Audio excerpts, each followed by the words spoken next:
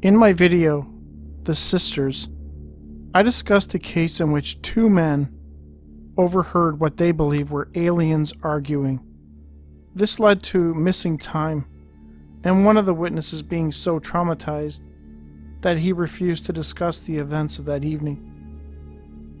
I have collected other such cases in which aliens were said to have been overheard. One of the more interesting ones happened in Hillsborough, New Hampshire, and involved a group of kids at a summer camp. The main witness, who was around 10 years old, could not recall the exact date, but they believed that it was either July or August of 1978 or 1979. In his report to the Mutual UFO Network, he remembered that he and his fellow campers had settled into their bunks at the cabin. At some point that evening, he awoke to find the cabin completely dark, both inside and out. He described feeling an instinctive fear.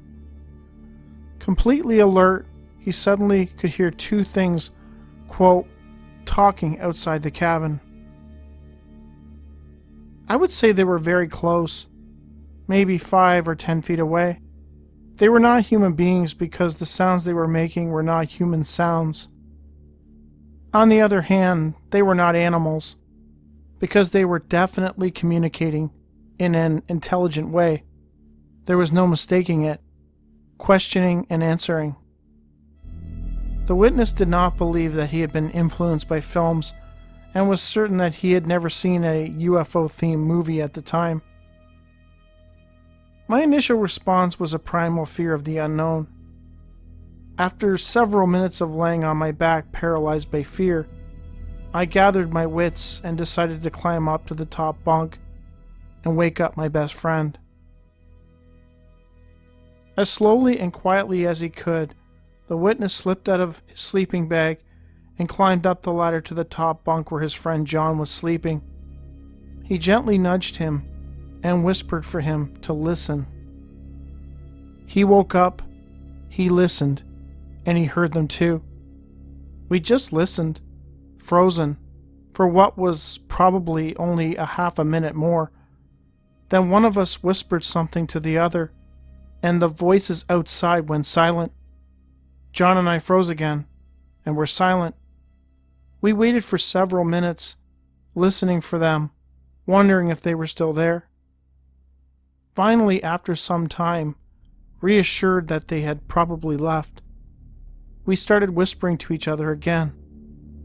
Though we did not use the words at the time, the conversation was along the lines of WTF. We were freaked out. The witness waited for about a half hour until he felt comfortable enough to climb back down and get into his own bed. In the morning, they reported the incident to their counselor and was told that it was probably porcupines. Of course, we knew it was not a porcupine or any animal, but you can imagine he did not pay any attention to us. The clincher to this incident is that a week later, I received a letter in my camper mailbox from my father. This was way before email or cell phones. I had no daily communication with my father. In the letter, he enclosed an article he had cut out from a newspaper, the Boston Globe. The headline was something like, "100 spot UFOs over small New Hampshire town, Hillsborough." It had occurred the same night as our incident. I tried once in recent years to find the article in the Boston Globe microfiche at the Boston Public Library, but I couldn't find it. It must have appeared in New Hampshire newspapers at the time too. I too have attempted to track down the incident in question utilizing the available newspaper clipping archives and online UFO databases, but I couldn't find anything. It is entirely possible that the data compilers merely missed the case or felt it didn't warrant tracking. I personally have read numerous cases that were not archived on any database. Though I have to say, 1978 was a busy time for UFO sightings and abductions in New Hampshire. So, did the witness and his friend overhear two alien beings having a conversation outside their cabin? Or was it As the counselor said, porcupines.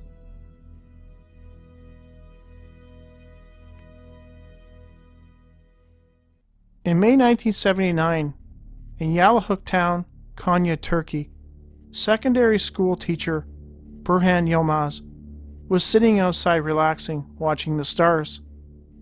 At around 2 a.m., he spotted a very bright half-dome shaped UFO shrouded in a gray mist moving across the sky.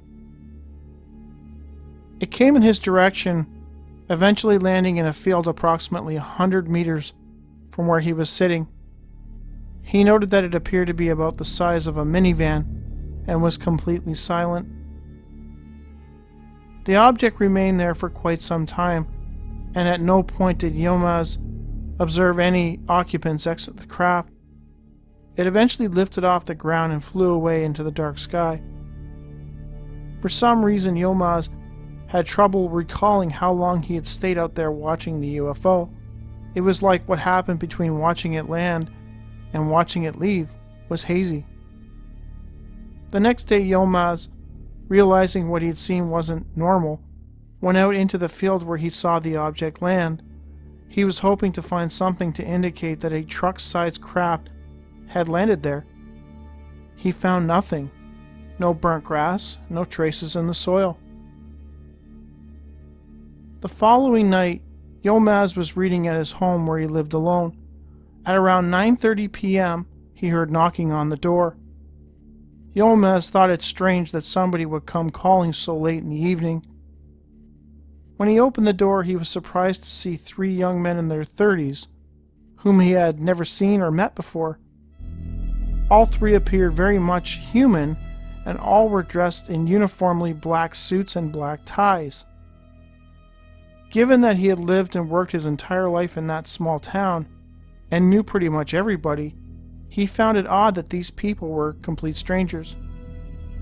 Turkish tradition dictated that he let them in, and they agreed, moving into the living room where they took a seat. The visitors indicated to Yilmaz that they were from another town 5 miles away. Attempting to be hospitable, Yilmaz excused himself to go make some tea. When he returned to the living room some 2 minutes later, he was surprised to find that his guests were now gone. Having not heard them leave, he assumed that they were still in his house.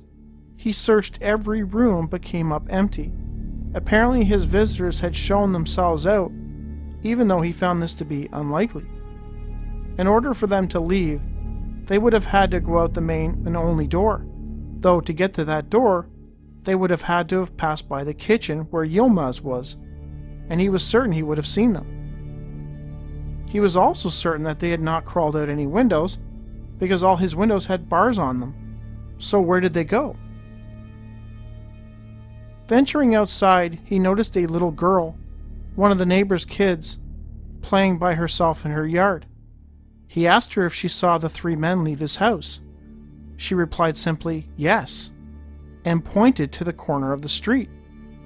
Yilmaz looked to where she was pointing and observed, to his utter surprise, 3 black dogs looking back at him. They eventually turned and wandered off down the road. Yilmaz remained outside looking around. Just then, another neighbor, a woman, came running down the street, screaming in panic that she had just seen 3 men flying into the sky. This case is interesting as it starts with a UFO sighting and then quickly veers into the absolute bizarre. Yilmaz could not estimate time surrounding the sighting and how long he stayed out there watching it. This definitely hints at some type of missing time. The arrival of the men in black also seems curious. Had they arrived merely to tell him that they were from a town 5 miles away? Or did something else occur in that living room that Yilmaz could not consciously recall? For me, the strangest aspect of the case is not that they could seemingly teleport out of a house onto a street, or that they could fly, or in the very least be lifted into the sky into a craft waiting overhead. It's the appearance of the 3 black dogs. Black dogs are a mainstay in the paranormal, popping up everywhere from graveyards to UFOs, and in one case I mentioned previously, as a companion to a Bigfoot. Were these MIBs able to shapeshift into dogs? And might this case provide answers to the thousands of out-of-place animal sighting reports from around the world? Just something to think about.